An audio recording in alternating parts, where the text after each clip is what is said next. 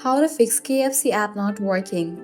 Let's get started. Solution 1. Update the app to its latest version. For that, launch your Play Store or App Store. Now at the very top, you're gonna see the search box. Over there, type in the app name KFC and then search for it. With that, app will appear. After app appears at the right corner of it, you're gonna see the option of open or update. If you find the option of update over here, just click on it and update the app to its latest version. Then you can check whether your problem has been solved or not. Solution 2. Clear cache for the app. For that, launch your settings. Now scroll down, navigate to the option of general. Head over to the option of iPhone storage. Over here, you're gonna find different apps that are installed in a device. Find the app KFC. After you find it, open it. Then click on Upload app. Click on Upload app. Uploading app clears cache for the app. Now click on Reinstall app. Once completion of the installation process, you can check whether your problem has been solved or not.